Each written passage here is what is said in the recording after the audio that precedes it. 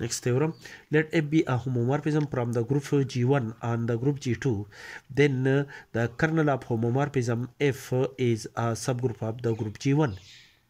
Proof.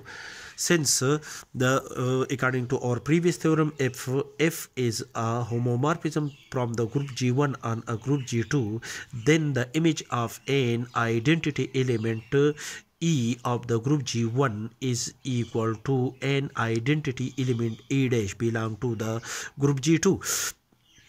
Therefore, the E is the identity element of G1 and A dash is the identity element of the group G2.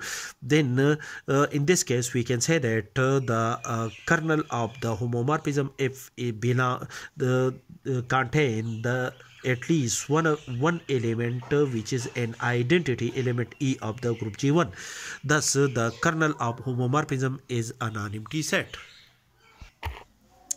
Next, consider A and B are any two elements of the kernel of homomorphism F. Then by definition, the image of an element A under the homomorphism F is equal to an identity element E dash of the group G2, and the image of an element B under the homomorphism F is equal to an identity element E dash of the group G2 by definition.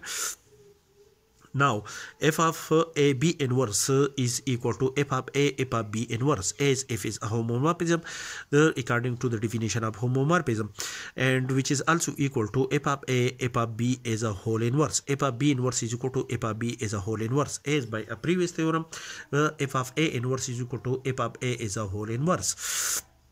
And the image of an element A under the homomorphism F is equal to an identity element E dash, and the image of an element B under the homomorphism F is also equal to an identity element E dash whole inverse, and the inverse of an identity element is an identity element, as we know that the inverse of an identity element is the by itself. If E is the inverse in a group Gen, then the inverse of an element E belong to the group G is equal to the identity element by itself. Therefore, the inverse of an identity element E dash is equal to A dash, and the operation of the identity element with the identity element E dash and this is also equal to A dash is equal to an identity element E dash.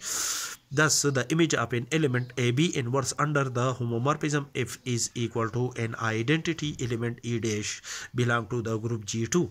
Thus, by definition, we can say that the element AB inverse is an element of the kernel of homomorphism. For each AB belong to the kernel of homomorphism F.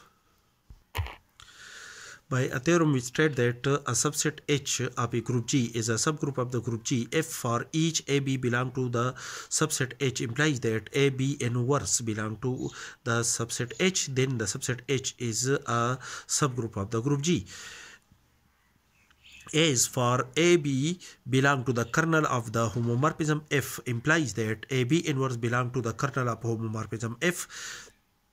Thus, according to this theorem, the kernel of homomorphism F, which is a subset of the group G1, is a subgroup of the group G1.